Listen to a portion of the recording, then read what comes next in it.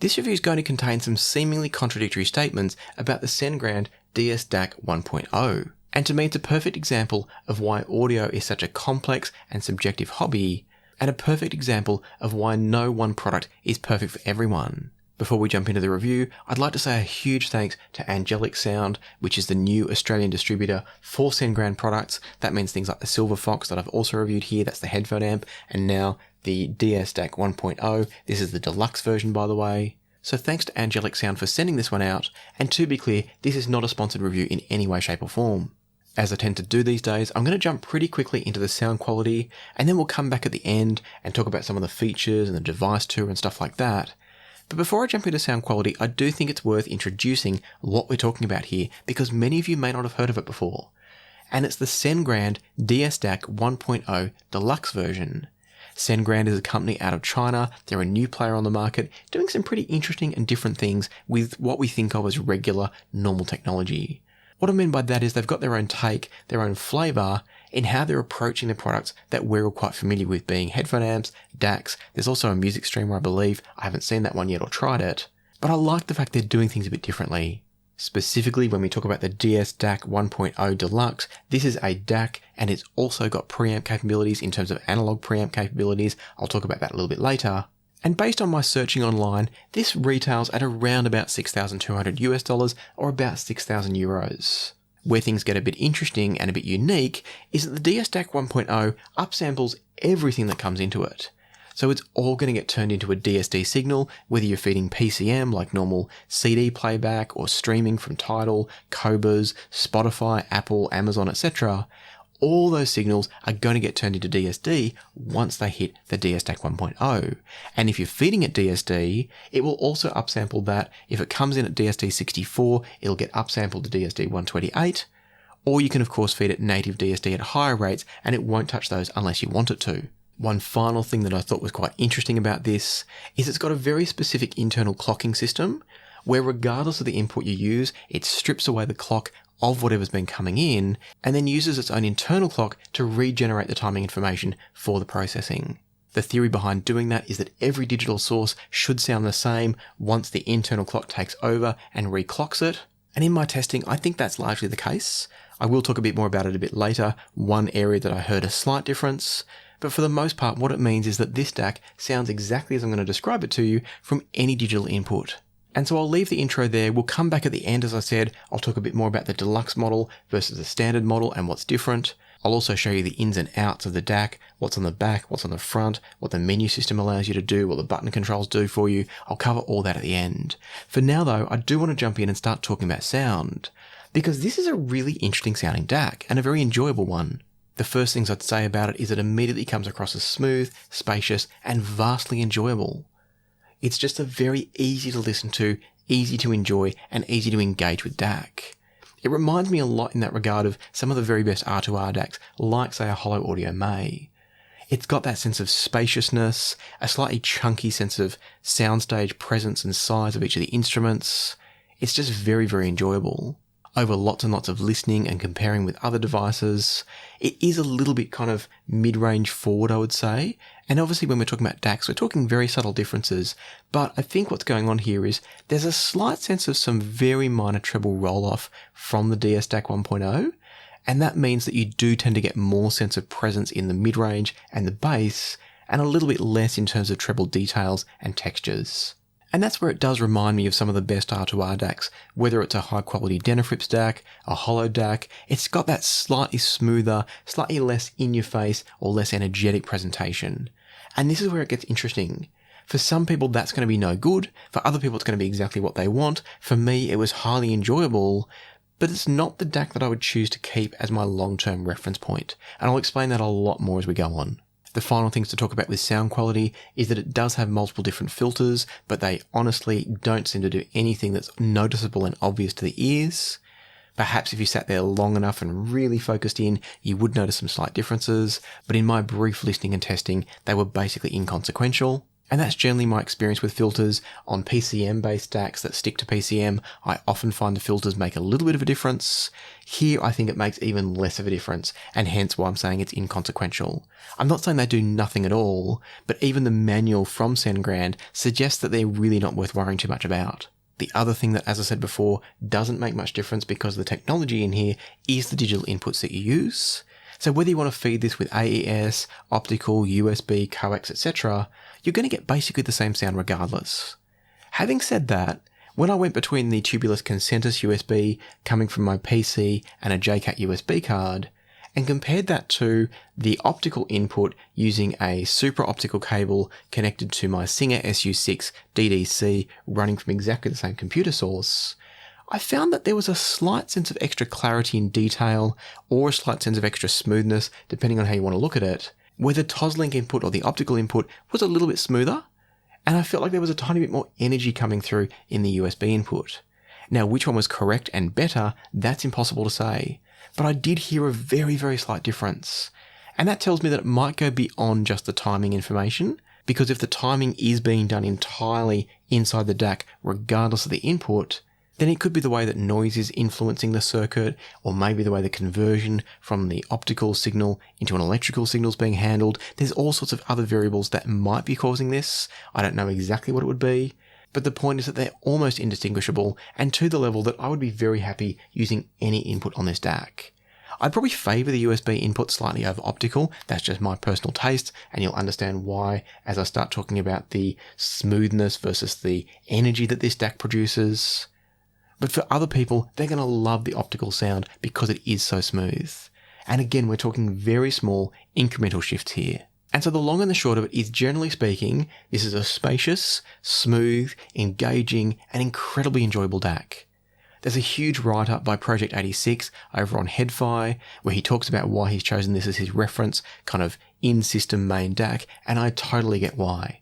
It's incredibly enjoyable. For the record, I don't entirely agree with his overall perception of the DSDAC versus some other DACs, and we'll get to that shortly, but that's what I was saying before about how this hobby is so subjective and so personal. There's not going to be any one DAC that's perfect for everybody, and this could well be the perfect DAC for you, even though it's not the perfect DAC for me. It's very close, but it doesn't quite get there. And so before we get into the comparisons and explanations as to why it's not the perfect DAC for me, there are a couple of other things that we should be talking about.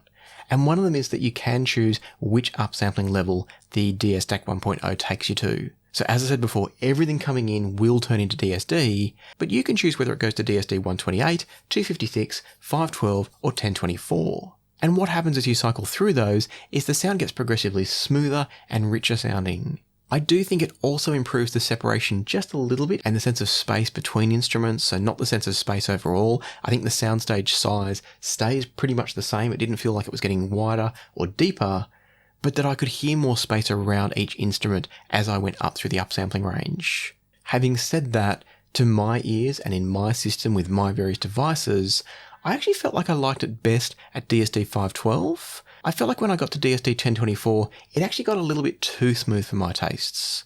Things were just a little bit too mellow, lacking a little bit of energy. Whereas at DSD 512, I thought it was the best balance point of energy and rhythm and engagement, and detail and texture comes with that too, whilst also giving that maximum sense of space around instruments. By the time I got to 1024, it felt like things were just being smoothed off a little bit too much for me. Again, your mileage may vary, and that's where it's great that you've got the choice. You can sit down with this in your system with your speakers and or your headphones and just press a button and see which one you enjoy the most. And for me, it was DSD 512. And so this started me thinking. I started wondering as I was enjoying this as much as I was, is DSD better? Most DACs work with PCM signals coming in unless you've got a native DSD source, but most DACs take a PCM signal in from your local files or from your streaming service, and they will convert that in the process of the conversion, but not to true DSD. And this is an area where it does get a little bit murky, and I'm not going to try and explain it because honestly I'm not qualified to do so. But what happened when I started listening to the DSDAC was it got me thinking about, why is this sounding different? Why is it so enjoyable and engaging? Is DSD actually the answer? And so I went a bit down the rabbit hole. And in the process, what I found out is that both PCM and DSD have their drawbacks, as with everything, and also their strengths. And what I found was that as I listened more and more and compared this to various other more PCM-based DACs, what I found was that there were things that I loved about what the DSD was doing and things that I loved about what the PCM was doing. And specifically, the DSD was giving me a sense of smoothness, a sense of size and scale and weight to each instrument, but the PCM was giving me more sense of focus and more sense of texture and detail and resolution. And so I went right down the rabbit hole on this one. I tried to gain as much information as I could, and I'm going to summarize kind of what my takeaways were. This is not going to be a PCM versus DSD detailed technical breakdown because I'm absolutely not qualified to do it. But what I'll tell you is the takeaways that I got in very, very layman terms. And essentially what I took away from it is that DSD has some benefits in the sense that with the way it processes the sound, where it turns everything into a 1-bit signal, and so instead of the digital signal itself being like the waveform that comes out the other end, in the case of DSD, it's using single bits, and it's about how close together or far apart those bits are in terms of the speed at which they're hitting. That's actually producing the end waveform. And so through the magic of electronics and resistance and stuff like that, they can actually output what is being done by the DSD DAC. They can do that very, very simply and easily with a very basic output stage that's just a low-pass filter. So it filters out all the high-frequency content, and what you're left with is a perfect audio signal, theoretically. And so there's a wonderful simplicity to DSD DACs. It's talked about by brands like PS Audio. They talk about it a lot, and that's a very compelling argument. On the other hand, as I looked more and more into it, there are a few things that you don't see talked about as often. And this is where it gets really technical and beyond me to convey it and explain it in a way that I'm not going to probably make mistakes along the way. So as I said, I'm going to keep this into really simple layman's terms. And that is that as I understand it from my reading and talking to some engineers who build these things, what I understand is that DSD has two issues that are probably playing into what is both sort of a flaw for the DSDAC, and any DSD DAC for that matter potentially, but also kind of what makes it really enjoyable. And this is what I said at the beginning about the contradictory statements. So with DSD, as I understand it, the way DSD handles small signals can actually cause some problems in the sense that it will actually struggle to reproduce small signals correctly, and therefore those small signals can get out of phase and out of timing. And as I understand this part, it all comes down to the switching on and off of those 1-bit signals, and the fact that for a very low signal, there's a longer delay, and how fast it switches or doesn't switch can actually produce slightly different timings between a small signal and a large signal, and that's going to smear the overall timing of the output audio. Again, this is a very layman, very dumbed-down explanation. Don't get cranky in the comments if I haven't captured all the nuances there. I get that I haven't. The point is that DSD might be smearing the timing information. The other issue that it might be having is that at very low signals, the noise floor is actually higher than at very high signals with DSD. And so what that means is you're getting an element of kind of a noise floor modulation where the level of noise compared to the signal is varying with the signal. And then what that can do is also muddy up our ability to perceive the music coming through. However, this is where things get really interesting. As I listen more and more to the DSDAC 1.0, having known this information, having read about it, heard about it, talked to people about it, what I started to understand was that it's those exact problems that kind of make the DSDAC 1.0 enjoyable, I think. And that's to say that I would expect it's those exact issues I've just described that give the smoothness to the DSDAC 1.0. And then also, by slightly perhaps smearing the timing, that could explain why the sense of imaging isn't quite as precise and focused as it is on a PCM DAC, and therefore why you get the slightly larger, more present sense of sound in the soundstage. And as an example of this, when I first got the DSDAC in my system, I was listening to my near-field speaker system here. I had my TT2 DAC with the M scaler running. I then plugged in the DSDAC 1.0 into the same exact system, so RCA input 1 was one DAC, RCA input 2 was the other.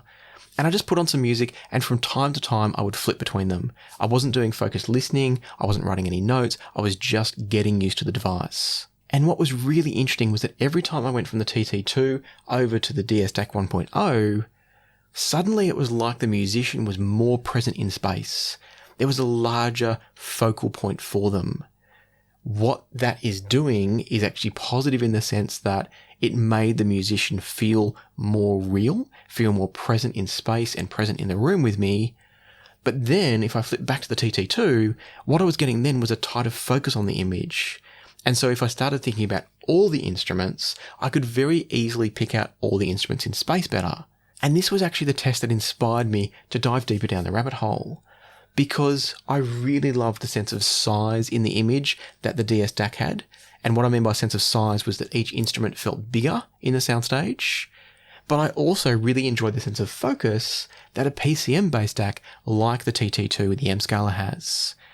And so this is where things got really interesting for me. Both were fantastic, both were very enjoyable, and I spent the rest of my month or so playing with this DAC, trying to work out which was actually my favourite.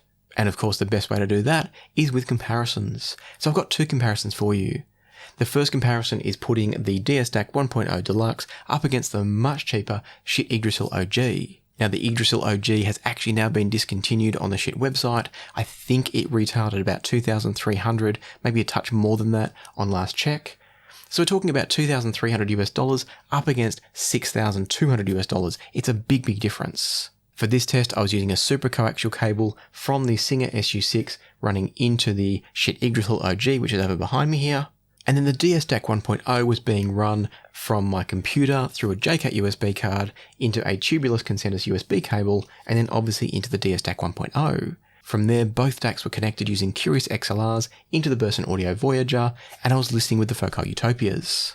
And it's probably worth noting that I did have to volume match these two, and I did volume match these two. So what we're talking about here is not the differences of volume, it is the differences between the DACs.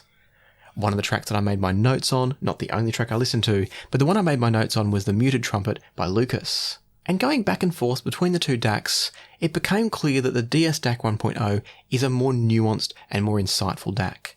It was showing me things in the mix that I couldn't hear from the Yggdrasil OG. And I think this is an important point, because I've been talking a lot about how smooth it is, how it's got a little bit of a rolled off sense to the treble. It doesn't mean that it's a thick, unresolving DAC. It's just a very forgiving DAC, I think is probably the way to put it. And so you do get a greater sense of resolution and detail and character from the DS DAC compared to something like the Iggy. But other than that, they've actually got quite a similar tonality. The Iggy soundstage is also a little bit flatter compared to the DS DAC 1.0, and the overall soundstage comes across therefore as a bit more intimate, so it feels a little bit closer to you to start with, and there's a bit less space overall, especially in depth. That's one area that the DS DAC 1.0 is very good at producing soundstage depth. And so as I flipped back and forth between the two, every time I came back to the DS DAC 1.0, the soundstage and the overall listening experience just opened up a little bit more. It opened up in terms of the space, it opened up in terms of the insight into each instrument and its character, its tone, its timbre. Everything was just a little bit more insightful and a little bit more available from the DS DAC 1.0. Having said that, things were not 100% in favour of the DS DAC. I felt like the bass notes had a bit more heft in them from the Iggy, and that is important to me if I'm listening to a genre that needs a bit of rhythm, a bit of punch and a bit of drive. The Iggy does have a slight edge there. I still think the DS DAC is the better DAC, and I wouldn't choose the Iggy over it if I could afford both. But at the same time, there are things the Iggy is doing which I do think are a touch better. And so for bass, the DS DAC is solid, it's strong, it's got nothing to complain about, but the Iggy did show that it can do a slightly better job. And that could again come back to the accuracy of timing. Because one of the things with our brain's perception of bass is that it uses the information in transients, and those need to be perfectly time aligned, in order to extrapolate the extra information needed to fully understand the full range of frequencies. And so potentially, and I'm just theorising here, potentially the DS DAC's slight reduction in bass presence and impact and depth compared to the Iggy could be a result of some slight time misalignment. But again, I'm really splitting hairs here. I don't want anyone to think that I'm kind of listening to the timing or able to hear the timing. I'm just theorising on why each of these DACs has slightly different tonal character and presence in different parts of their sound, and that's just one possibility. One other thing that I found that the Iggy was doing a little bit better, and this is going to be better for some and not better for others, is the sound was a bit tighter, a bit more controlled. And so if you are listening to a more rhythmic, more kind of energetic track, you may find a DAC like the Iggy helps to drive that rhythm better. It helps to give you a better sense of the exact tight timing of a rhythm section in a band. I think one of the tracks I had on at the time was a funk track from a Harry Connick Jr. album called Smoky Mary, and that's a really rhythmic, driving, fun album. And I just think that Iggy captured the energy of that album a little bit better than the slightly laid-back DSDAC 1.0. This is not a slow, thick, or muddy-sounding DAC. I've talked in the past about R2R DACs like the Denafrips Aries, the original, actually it was the Aries 2, so I don't know about the Aries 12, I can't speak to that, but the Aries 2, that to me was a bit slow sounding. The DSDAC 1.0 is not that. It just doesn't quite have the energy of a DAC like the Iggy. And yet, as I said, in almost all other ways, the DSDAC 1.0 is superior. However, that was an unfair comparison because we've been talking about $6,200 versus about $2,300 or $2,400. And so next what I wanted to do was put the DSDAC 1.0 up against some real competition at the right price point. And so I turned to the Chord Hugo TT2. I removed the M scaler from the system because that's unfair. That takes it to about a $10,000 system.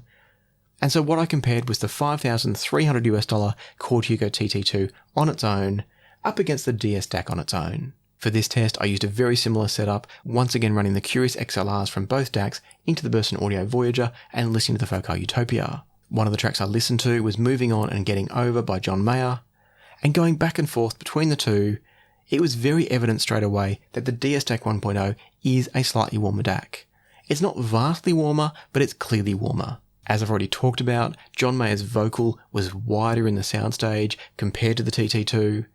And this goes back to what I said before about the fact that whether or not it's right or wrong, the DSDAC is expanding the size of the vocal. It's giving you a sense that the vocalist is this wide in the stage versus the TT2, which might make it that wide in the stage. Now, which is right or wrong, I can't say, and both are very enjoyable for different reasons. The TT2 brings a sense of focus. The DSDAC 1.0 gives a sense of scale and size. In this particular track, Moving On and Getting Over, there's some finger clicks at about the 1 minute 45 mark, and they're quite a telling comparison point of these two DACs. From the DSDAC 1.0, the finger clicks have more mid-range to them and a bit less sense of attack. From the TT2, I felt like I was getting a balance of both. I could still hear the mid-range, but it was also balanced with that sense of energy and attack that a finger snap does actually have. Again, I'm not suggesting that one is right or wrong. It felt to me like the finger snaps did sound more correct from the TT2, but that's just my opinion. I don't know for sure. I don't know how it was recorded and how it was mixed for those finger snaps, but the TT2 was giving me a sound that was more like someone snapping their fingers in front of me, tonally speaking. As I've already alluded to, the Cen.Grand DSDAC 1.0 did come across more laid back compared to the TT2. It was the smoother sound, the slightly more relaxing sound for some people, or the slightly less engaging and resolving sound for other people. And on that note, the TT2 was showing me details and textures that were flat out missing from the DSDAC 1.0. There were things going on in the music that I couldn't pick up from the DSDAC 1.0, and I absolutely could from the TT2. To be clear, these are not things you would notice if you weren't comparing. If you were to put the DSDAC in your system, you wouldn't put it in there and go, oh, there's all these details missing. But if you had the TT2 there and you flick back and forth between the two, you would hear that there are things you hear from the TT2 that you don't hear from the DSDAC 1.0. And as an example, in Moving On and Getting Over, there's some cymbal hits at about the 3 minute 20 mark. And those cymbals from the DSDAC 1.0 have a somewhat one or two dimensional sound, depending on how you want to think about it.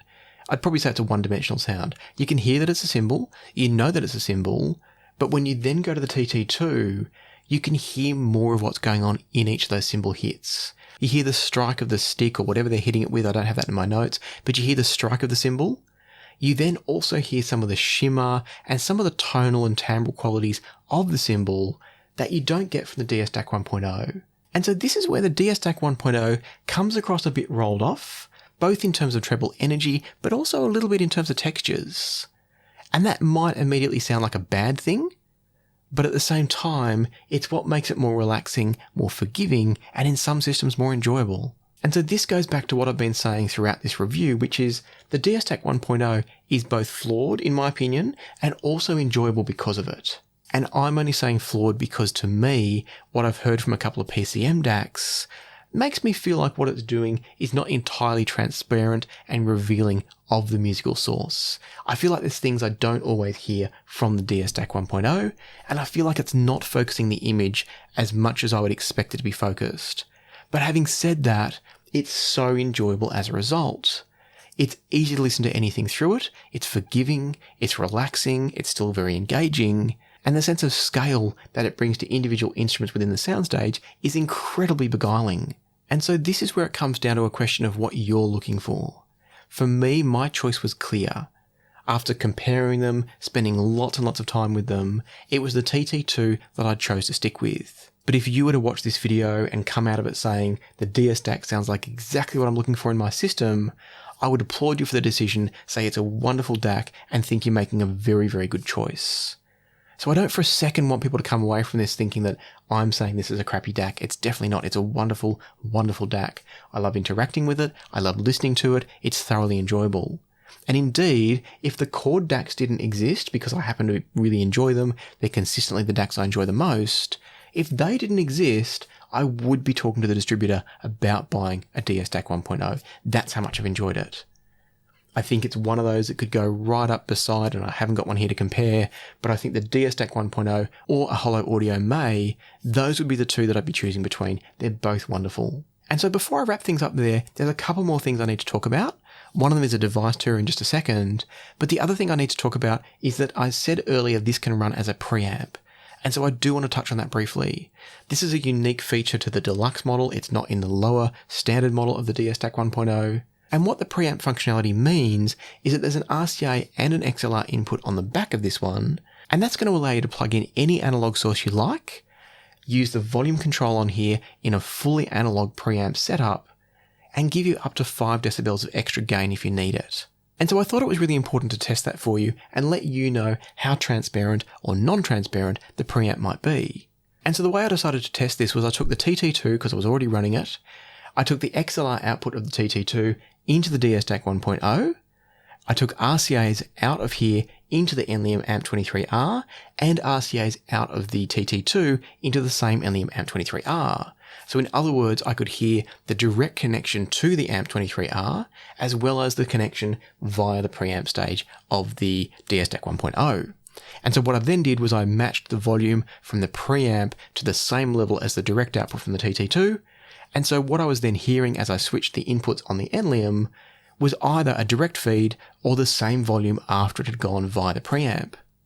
And what I'd say is the preamp from the DSDAC 1.0 is solid, it's not completely transparent, and I do think what this has shown me, this test, this overall review, is that the Cen.Grand products, whether it's the Silver Fox headphone amp or now the DSDAC 1.0, they lean towards a refined, forgiving, and generally enjoyable sound. They're not detail monsters, they're not overly aggressive or in your face, they're presenting music in a way that is hopefully going to be enjoyable, forgiving, and easy to listen to. And so as a preamp, I think it's a very solid preamp, but I don't think it's the most transparent, resolving, and detailed preamp that I've heard. Not that a preamp should add detail or resolution, but it certainly shouldn't reduce it in my opinion, and this one does a little bit. So if you want to take the edge off an incoming source, if you've got a source that is a bit aggressive, this could be just the fix for it. If it also makes sense as a DAC, obviously you wouldn't buy this as a preamp alone. But if it makes sense as a DAC and you're looking for preamp, this could do the service for you, so long as you're happy just to take a little bit of the edge off the energy, the attack, and therefore the resolution of the incoming signal. It's not muddying it up, I can't stress that enough, it's not bad. But it is just a little bit like what I described from the DAC stage. It's got that slightly warm, slightly smooth sound. And in fact, having said that, maybe that's just the character of the output stage of this one. Maybe some of the smoothness that I've talked about from the DAC stage is because it's going through a slightly kind of smooth, forgiving output stage. That's totally possible too. And so now let's wrap everything up with a final run through of the key features, the design, the functionality of the DSDAC 1.0 Deluxe. And the first thing I'll say is, as the Deluxe model, the key things that separate this from the standard model, I've just mentioned the preamp, that's part of it, but it's also got a high quality clock inside, which is very important because it is doing that clock stripping and reclocking process. According to Cen.Grand, it's also got some high quality components that can make a big difference to things like transparency, speed, resolution, etc.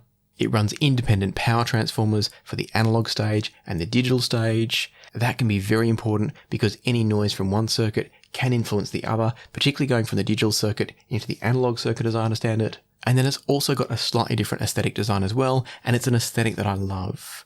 Now, as you can see here, it's a massive, massive DAC. It's not great for a setup like mine, which is desktop based. It works, but it's a bit of a stretch. But if you've got a large rack at home for hi-fi components, this is probably going to fit in beautifully, and it looks wonderful. If we then think about the front panel, and I'm not going to pick it up because it does weigh a ton, not in the sense that it's hard to pick up, but it's going to be hard for me to hold and show you because it's a very heavy device. If we have a look though, on the front panel here, we've got a little indicator light that's going to go red when it's in standby, and that's surrounded by 6 different buttons. We've got a power button, an input button, and a mute button. Down the bottom then we've got our preamp versus DAC mode, we've got the digital filter button, and we've then got the frequency conversion button that cycles through from DSD 128 up to DSD 1024. A couple of these buttons also have extra features. So for instance, you can hold down the input button, and that's going to cycle through letting the volume control work for the DAC or having it as a direct pass-through with no volume control enabled. And then from memory, one of the other buttons has a dual mode function, and I cannot for the life of me remember what it is, so I'll put it on screen here. It's not something I had to use very often, and therefore I've forgotten about it. The display in the center of the panel is a lovely, clean, sort of orangey yellow display. It's easy to look at, it's clean, it's clear. From across the room, you can still see what's going on. And then we've got a very simple control wheel here for the volume. It doesn't do anything else, it's not clickable or anything. But just like the Silver Fox headphone amp, it's a very nice interaction. So everything that you do with the DSDAC in terms of interacting with it is brilliant. It's also got a remote control, of course, so you can control it from across the room. And then I'm also not going to turn this around, but you'll see in the B-roll, on the back of the DSDAC 1.0, things are pretty simple. We've got our analog inputs and our analog outputs, in both cases a pair of RCA and a pair of XLR.